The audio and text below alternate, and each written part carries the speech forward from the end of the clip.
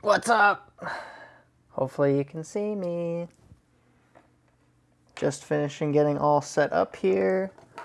Gonna give a couple of minutes for some of you lovely folks to join. Hopefully this is also a little bit better audio. I know we had some feedback last time that the audio wasn't so great, which I apologize for. It's always difficult to, when you're in a new location, especially when you haven't like previously scouted it out and you know that it's not really meant for podcast recording. It's just how it goes. I really hope you guys enjoyed the last episode. You were watching Noma. That's so funny. Which Noma movie? Because there's the couple, right? There's what is it? Ants on Shrimp or something like that. The Japan one. And there's the real cool one is a random one on YouTube. That's like nowhere else. That's a really interesting movie. So I'd be interested to hear which one you got going. Let's get you guys all posted up here so I can see your comments. Oh, the one on Netflix? Yeah, for sure. Sweet. Well, it's a good thing all my notifications are up, ready to go. So I know when I am live myself. All right. Cool, cool, cool. If you guys are ready, I'm ready. All right. Let's get it started. That's good to go. That's good to go. We're on that.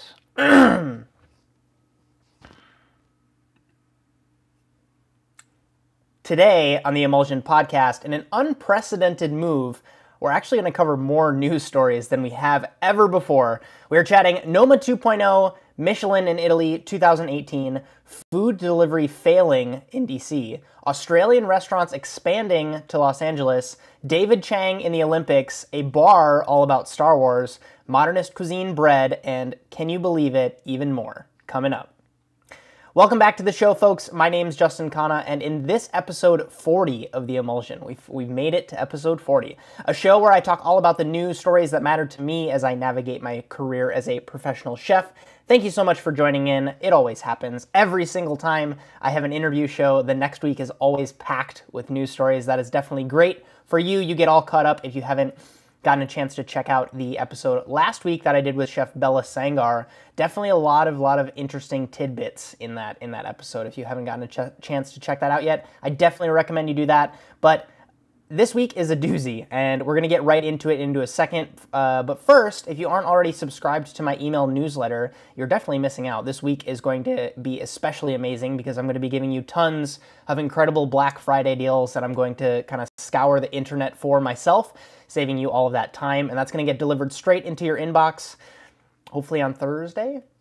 Maybe I can recommend Thursday, maybe Friday. But also, I send you all of the articles that I cover in this show on you there, so you can conveniently kind of just decide which story you'd kind of like to read, cherry pick those. So if that's something that you're interested in getting into your inbox once per week, I would love for you to check that out on justinkhanna.com.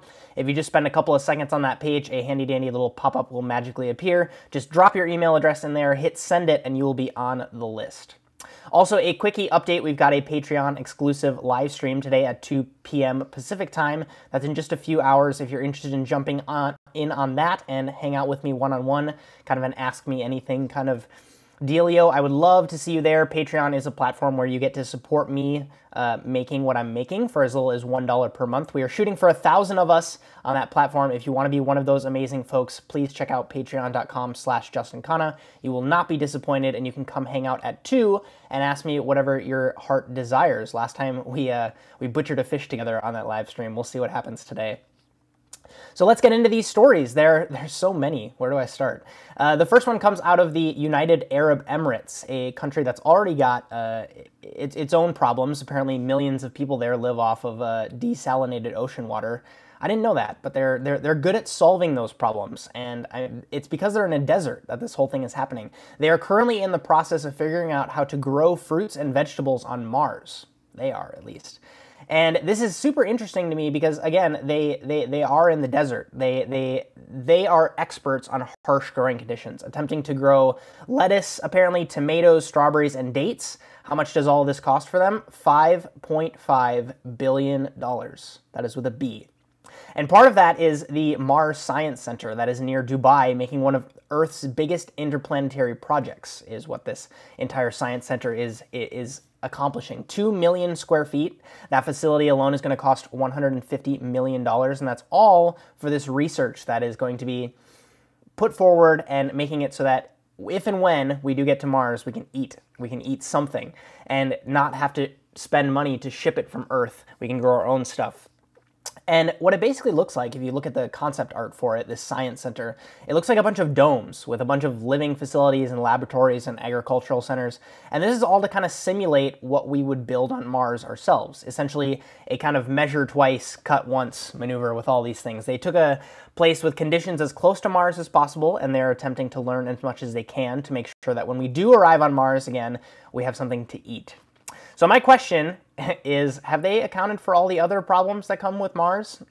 Like, just the desert itself is really not that difficult to wrap your head around, maybe. I mean, again, I'm no scientist, but there are still tons of asteroids that hit Mars pretty regularly, and the storms are really, really bad there. I'm not sure giant glass balls are the best choice, but again, it's 100% not my money, and I've just come to the realization that by the time space travel becomes a thing that's actually like consumer focused here on Earth, I will probably be planning a holiday there if I get to that point in my life. Will I cook there? Yeah, probably. I'd love to say that I cooked on 2 planets before I die, but that's just one of those things that if you told me when I was a kid that it would be possible to cook on Mars, I'd probably call you a liar, but I mean, I don't care if I'm 68 or 72 or 91 years old when it happens. If I can make an omelet on Mars and garnish it with a Martian sprig of parsley, I would be all about it. Next up is a ridiculous story, but before we get into it, I actually want to do today's beverage because I didn't talk about it yet. OJ, there's only a little bit left, and it's in a Washington State glass. I had my coffee this morning. I've been up for quite a long time, actually, but I needed a blood sugar boost, and that's actually what they tell you. That's why they give you juice at the blood center, because it's the easiest shot of blood sugar you can give yourself. So, as I was saying, next up is a ridiculous story, but I wanted to cover it because it's something we've seen before, and I'm thinking we might just actually see more of it. I might be quoting myself a little bit too early, but I'm calling it now. Tiffany & Co., the luxury jewelry brand, has a new restaurant. So they've taken some inspiration from the iconic movie Breakfast at Tiffany's, and they've got a new restaurant now. It overlooks Central Park. It's on the 4th floor of a building in New York City. And it's got some pretty bad reviews so far. Quote unquote, the menu is ... boring. Breakfast at Tiffany's Breakfast starts at $29. That offering comes with coffee or tea, followed by a croissant and a seasonal fruit, and rounded out with your choice of buttermilk waffle, smoked salmon, and bagel stack, truffle eggs, or avocado toast. The Prefi lunch, which includes a starter, a main course like the Fifth Avenue salad with Maine lobster, grapefruit, and poppy seed dressing, and an olive oil poached salmon with caviar and smashed potatoes, that costs $39. There's also a $5 espresso and a tea service that costs $49. Apparently there's also a pretty hefty wait due to all of the hype. I believe it opened last week, but between 40 minutes and 2 hours is the wait time for it right now. But you get a lot of that paired with quote-unquote everyday objects that Tiffany's paired with it. So the entire restaurant's decor is focused on that kind of robin blue Tiffany's color. So there's a $1,500 coffee can, a $250 pencil sharpener, and a $10,000 bird's nest. I don't really know exactly what that means. But the entire experience is also meant to feel like you're in that box itself. When they were designing the space, they wanted everything to signify that Tiffany & Co. brand. Everything is colored in that robin egg blue.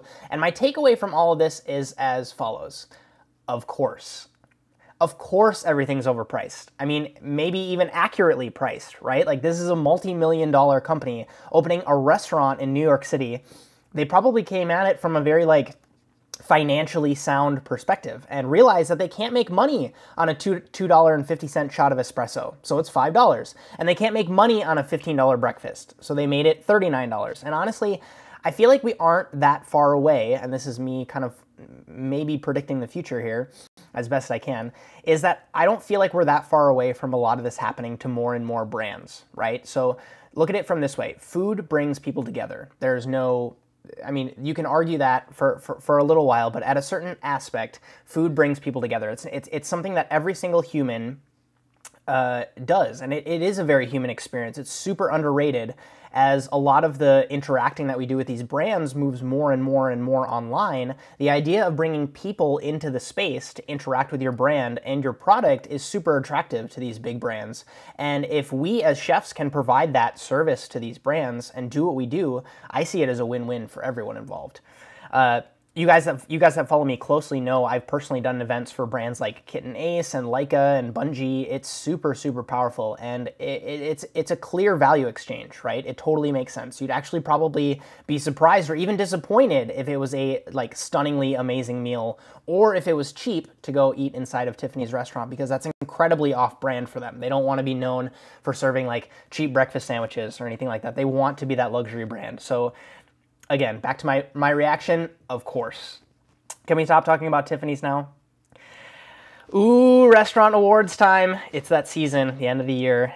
Eaters Bill Addison spent all year traveling around this US of A, deciding what spots he was going to deem is quote-unquote essential for the year. He just published his list, and they select 38 different places. That's, for some reason, Eaters' number. They actually included some nice changes since the first list in 2015. They included a Hall of Fame category to restaurants that have been on the list since day one. So that will be their 3 years running. There's 18 newcomers for 2017. We are also currently in a huge boom of restaurants, so they seem to kind of spring up faster than I can even cover them on this show. But let's talk really quickly about how he comes to these conclusions, because I think that's super important to keep in mind whenever you're talking about restaurant awards. So when he does this big tour that he does, it includes 32 weeks of travel, 500 different meals in 36 different cities. He says, quote, these places don't just exemplify culinary excellence, they foster hospitality and pleasure and purpose in their communities. Among these national essentials, there are some decade-old classics, while others represent the front lines of culinary thinking and emerging cuisines, though all must be 18 months old to qualify. So again, he is covering these amazing new restaurants, but they have to be open for a certain amount of time. He's not just he's not going to cover these flash in a pan style restaurants. So to take a creep at the link in the show notes, if you want the full list, I'm just going to give a rundown of the Hall of Famers and some of the stickouts that I thought were interesting. So some of the Hall of Famers: Alinea, Bennu in California, Blue Hill at Stone Barns, Eventide Oyster in Portland, Maine, Frasca Food and Wine in Boulder, Colorado, Kachka in Portland, which I had a meal at a couple months ago, amazing, Publican in Chicago, Princess Hot Chicken, Pools Downtown Diner, and Zahav in Philadelphia.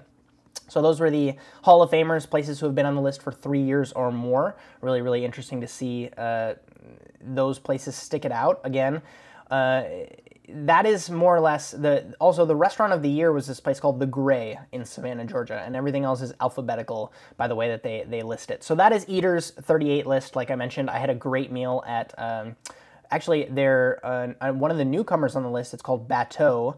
That's just down the street from my house. It is a steak house, more or less.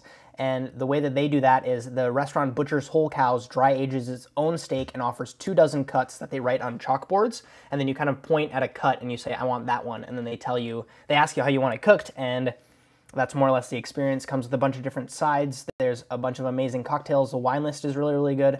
So I had a great experience there. The other night, I shot a video for it. It's going to get edited into a unique kind of food movie. I'm super excited for you to see that later this week. But as per usual, for me with Eater, I really respect Bill's opinion. He's not too fancy, which is nice. And I have friends who work at Eater that have told me that he is not too fancy. He's very, very nerdy with his food, which is great to see in a food reviewer. He kind of explores all ends of the spectrum, right? Where we're talking about like oyster places and diners and dumpling shops and barbecue places, as well as places like Bennu and Alinea, all on the same list, which to me is super, super interesting. So I use Eater pretty frequently when I'm in a new city. So this is always a nice list to have around. Next up in Oh My Goodness, My Childhood news, Molto Mario is getting a reboot. Does anybody remember that show? For those of you that don't know, Molto Mario was a show where Mario Batali would sit on camera and he would sit at the stove, and he had 3 people that would sit at a counter. And they were always different celebrities or authors or actors or artists or just really interesting people. And he would stand there and just cook for people and then get their comments on it. Like the article actually links up a episode with Jake and Maggie Gyllenhaal.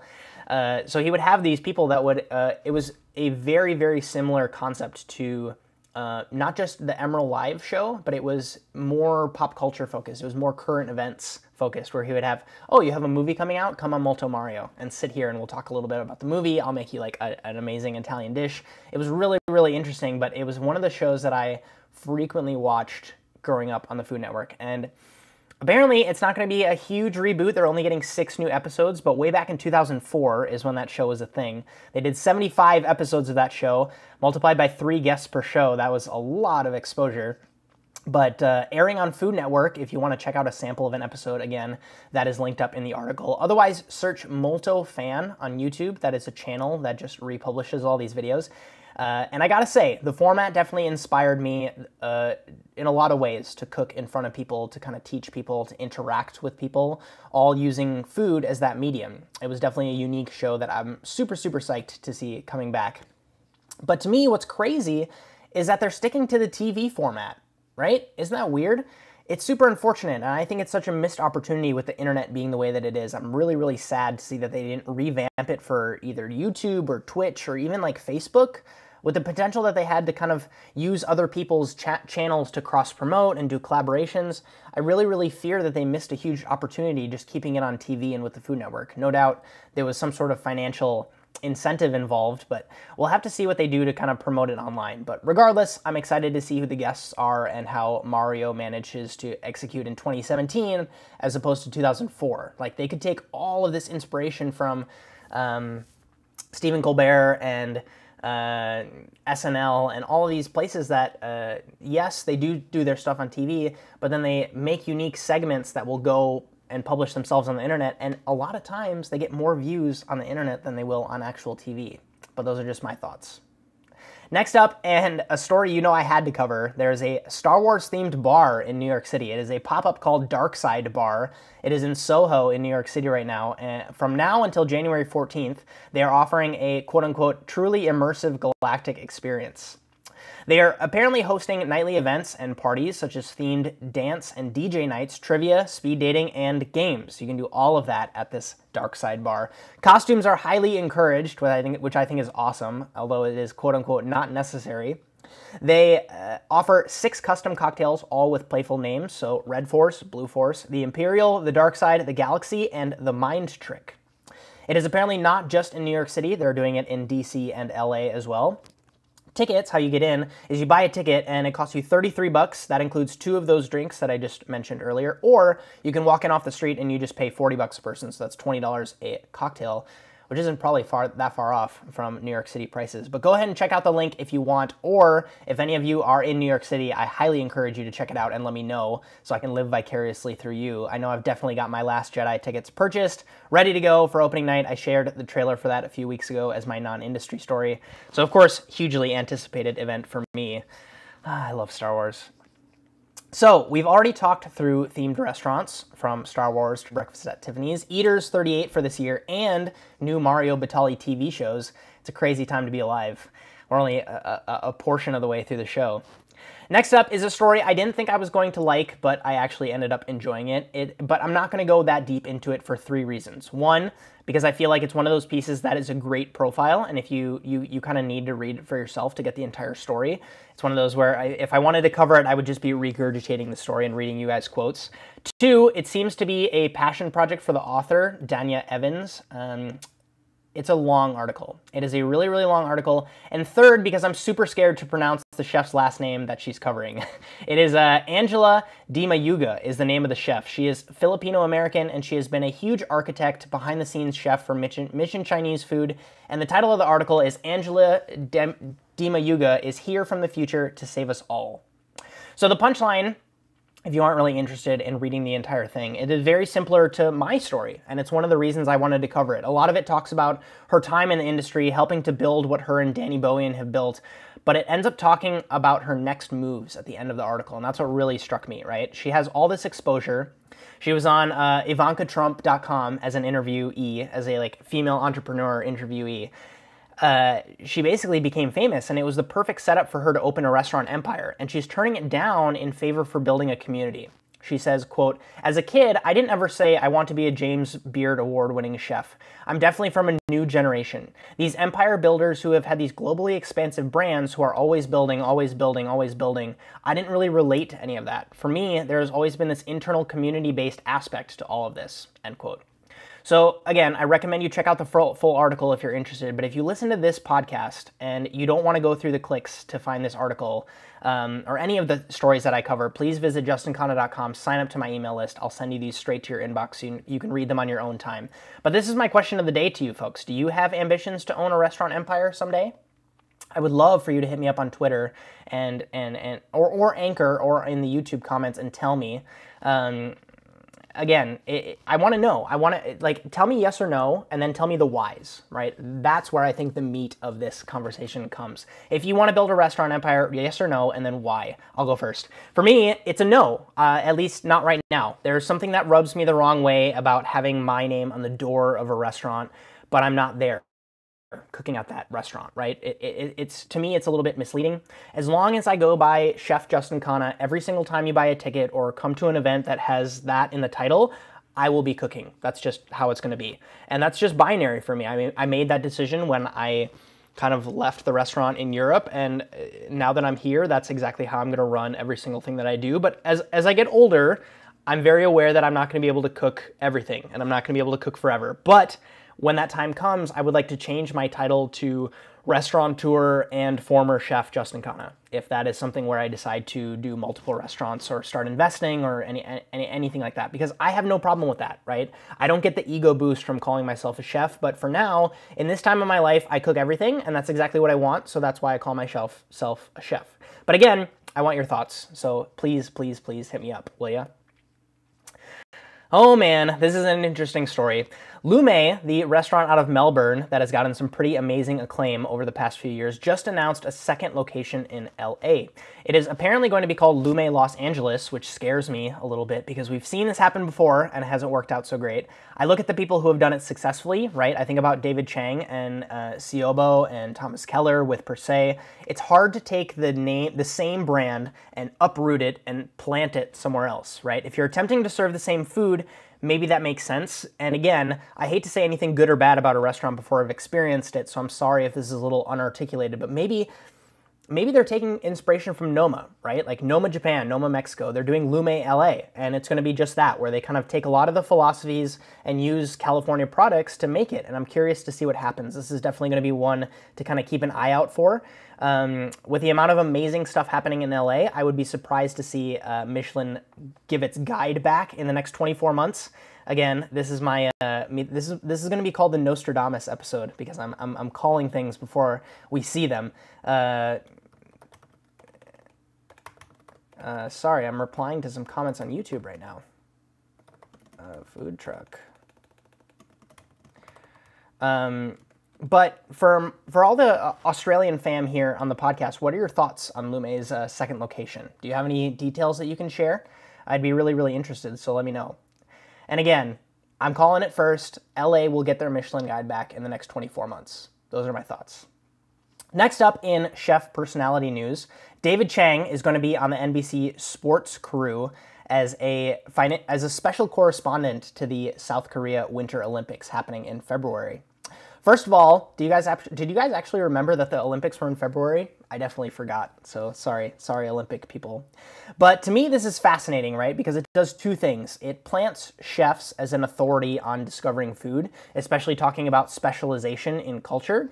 But this has been years in the making for David Chang, right? He definitely didn't set out to build Momofuku just to be kind of on NBC for the Olympics, but all that education and specialization that he put into highlighting Korean tradition and making that his brand, that makes him the natural choice for NBC to choose when they need someone to talk all about the traditions and food in this place with kind of a completely different culture than here in the US, right? You go to South Korea as an American, and there's all these food flavors that you never had, and people's lifestyles are different. So I don't really have that much more to say here. I just want to make sure that when you get double caught off guard in February where you're like, oh, it's the Olympics, and then, oh, what is David Chang doing on TV for the Olympics? Now you know. You got it. You hopefully heard it here first.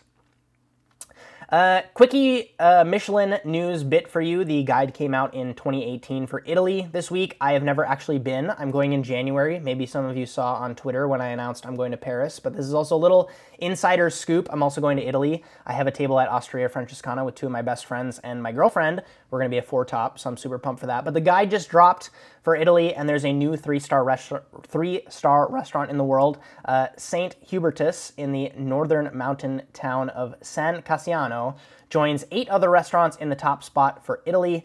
It is, you know, the typical Michelin kind of news. They are highlighting younger chefs. A lot of the chefs on the list are under 35. People aren't super happy about representing females, not enough, as per usual. There's actually 356 starred restaurants in Italy now, which is massive to me. I can't even believe that. But I'm definitely interested to experience some of them in January, but bravo, bravo to everyone who was awarded this year. That is more or less all I have to say about this edition of Michelin. Next up, and a story Joshua, one of my besties on Patreon, sent me. There is a new cookbook on Kickstarter, and it's called The Great British Chef's Cookbook. 7 years in the making. It has 4,500 recipes from 150 of Great Britain's best chefs, plus a ton of articles and photos and how-to videos. They're building a community around great food. They're clearly doing it right. They had a $79,000 goal, and they've already hit $105,000, so it's already completely funded. It's going to happen. There's still 13 days left to go, and over 2,000 people have backed it. So will I get it? Probably not. I think a lot of these are marketed towards the gung-ho, high-end home cook. There's no doubt some value to be gained from us professionals in some way, shape, or form, but what stands out to me is the community that they've managed to build. They have over 1 million followers on all of their different platforms. You can actually pledge just 12 British pounds on Kickstarter right now and get a digital copy of the book, or 20 pounds and get the book in full as a hardcover edition. So if that's something you're interested in, the link is still live, like I said, for 13 more days, so I recommend you check that out. The photos look great. The dishes are obviously wide-ranging, as the UK has kind of become a great melting pot from people all over the world. Will you be getting the book? I'd be curious to know. Definitely let me know in the comments. I'm currently in the process of purging my cookbook shelf myself. Shout out to everyone who liked and commented on Facebook the video that I just posted. On my personal Facebook page, that's facebook.com/Mr. Justin Khanna. Every single time you do that, that counts as an entry to win this book. Where is it? It's here. You get to win this book that I'm giving away today in a Patreon live stream. It is, oh yeah, there you can see it. So that's going to get given away today. That is Le Livre Blanc by Anne-Sophie Pic. I just posted my review of that bad boy on Patreon. If you'd like to win that very same copy, it is absolutely free to enter. Again, just head over to my Facebook page, facebook.com/Mr. Justin Khanna. Like and comment on the latest video I just posted, and you're entered. I will be announcing that in just a few hours on Patreon. I was going to say my loss is your gain, but that's really just a win-win all around, and that's why I love this entire cookbook club concept. Next up, and a story I covered a little in my newsletter this week, Modernist Cuisine, actually one of the neighbors here down the road. They are based here in Seattle. They just released their newest book, Modernist Bread. So it is also 5 volumes, very similar to the original Modernist Cuisine, and it goes deep into the science and ingredients and methods behind that elusive but ever so tasty food called bread.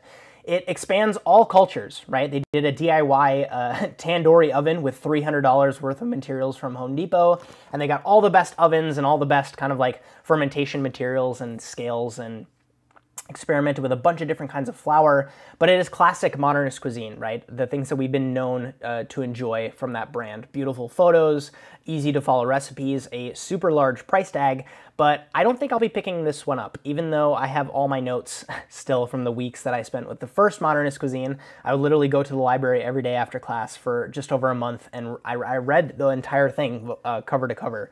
But I am not sure I'm in a place where I can go that deep into a concept like bread quite yet. I would need a few, basically my needs is a few solid bread recipes that are kind of flexible that I can use in different situations. I have no doubt that the science is, of course, the most important principle to know, but bread for me is one of those things that you need to kind of learn by screwing up and then learning how to fix things. It's very tactile, right? The best bakers, at least to me that I've seen, can just look at a piece of dough and tell you that it's ready, or touch it and tell you that it's ready. So to me, the value there is the experience as like fluid gel recipes or spherification techniques that were in modernist cuisine in the back.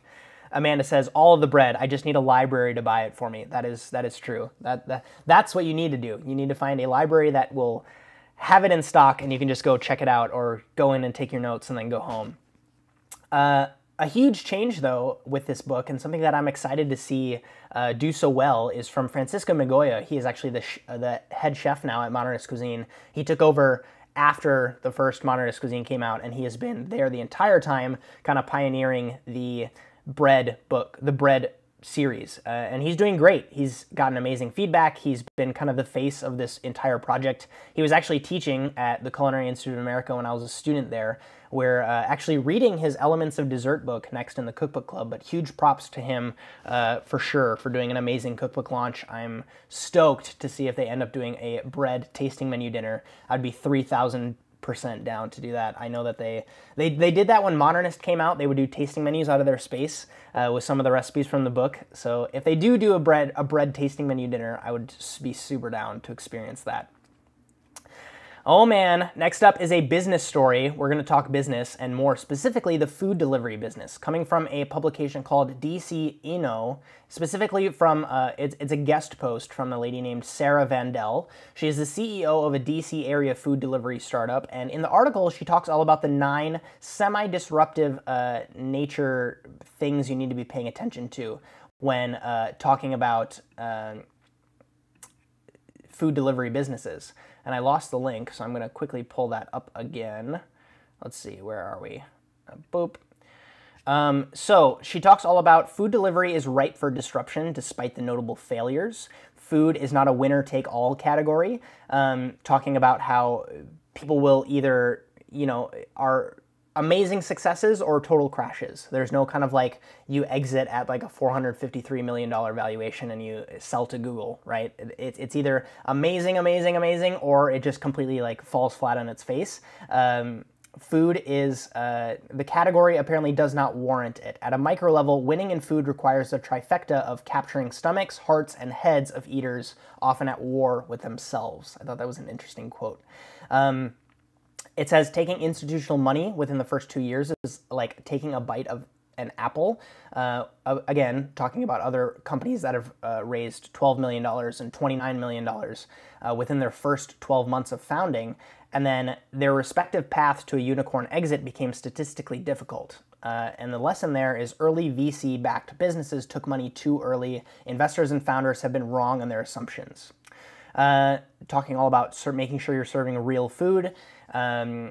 Food delivery is now a stale funding category. That's what I thought was super interesting, talking about guilty until proven innocent. The funding market in food delivery has gone dark. The good food investors have fled to consumer packaged goods, and the tech-based investors have fled to tech-based companies for their unicorn outcomes. So it's going to be interesting to see who can survive this kind of landscape that's happening right now. Again, talking a little bit about my thoughts. It's hard for me to give an opinion on this because I don't have a huge stake in the game, but we'll have to see what happens with the market in general. The entire industry, which I need to remind people is super new because of how easy it is to kind of play in the field. It's really easy to hire a couple of your buddies and start delivering food from restaurants, but as a restaurant itself, it's also really easy to hire a couple of drivers or get one of these services that already integrates it into their ecosystem to deliver food for you. But it's hard to differentiate and stand out as a competitor because, one, you can't compete on price, right? You can't compete on quality. Delivery is literally A to B. It's a very, very simple job. And you need to have a substantial market share to actually have reliable revenue, right? And it's super interesting to see all of this happen so quickly. But to me, where it gets interesting is when we start seeing drones and self-driving cars get into the mix. Then what? So speaking of self-driving cars, that is an amazing transition into the non-industry story of the week. I'm sure a lot of you have seen this already. Tesla just announced its self-driving semi-truck. It looks literally like a space semi. And at the end of this presentation, they whipped open the trailer and the new Roadster screamed out of it. If you haven't seen the stats on it, it is a $200,000 car slated to drop in 2020. With specs that rival million-dollar supercars. It's crazy. Like 0 to 60 in 1.9 seconds, a 250 mile-an-hour top speed, and a 620-mile battery range, and it comes in frickin' red. It is also a hardtop convertible. I'm not even a car guy, but I was stoked when I saw this thing. I don't even need to buy one. I don't even have like a desire to buy one. I just want to ride in it someday for the day. So bravo to an amazing company. I'm definitely following very, very closely. Tesla is super interesting to me. So with that, this has been episode 40 of The Emulsion. Thank you so much for listening. Just a quick little reminder before you take off. If you want to support this or any of the other content I do for as little as $1 per month, that is like less than a bottle of orange juice here, I would love for you to check out my page on Patreon. That is patreon.com/JustinKhanna. There you get a ton of amazing access, behind the scenes, gear giveaways, a community of itself. There's some amazing questions being asked there that I would love. If you have any expertise or you have any passion about teaching or mentoring, that is a great place to be to help some cooks that are new in their careers, culinary students. Again, for as little as $1 a month, that's literally $12 a year. I would sincerely appreciate your support. For everyone that's listening, that's already supporting, I can't thank you guys enough. Again, I've mentioned it 3 times now, but it's really something that I want to build out as we're going forward. I'm in the process of building my email newsletter for you guys. I'm sending this week's edition probably around Thursday or Friday. That's going to have a ton of Black Friday deals as well as all of the articles from this week's show. So if you want in, go ahead and check out my website. That is JustinKhanna.com, and we will get you all set up. If you have stories you want covered on next week's show, shoot them to me on Twitter and hashtag The Emulsion so I can find them. Subscribe if you aren't already here on YouTube or on the podcast. Definitely leave a thumbs up on this video or consider leaving a review on iTunes if you listen there. Regardless of where you are, I really, really appreciate your ears. So thank you so much. My name's Justin Khanna. Have a good one. Thomas, you're going to be working. That's really sad. You can definitely watch it after the shift, but will you send me your questions somehow? Will you either go on to, I know you're supporting on Patreon, which I'm super happy about. Will you go on Patreon and either do a post where you write your questions or send them to me on Twitter? That would be a really interesting, and that would help me a lot. If you have any questions that you want answered, I want to make sure your stuff gets answered. So those would be the 2 ways that I would do it. Either go on Patreon and do a comment, even start a thread. That might be something that, like, if there's a couple other people on the platform that are interested in answering questions, but they're either working. I know that time change is hard for a lot of people.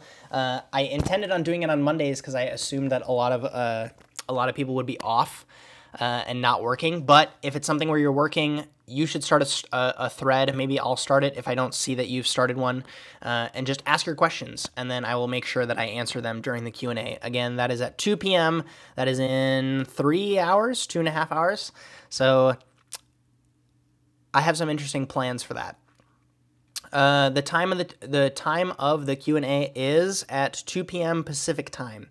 So that is today.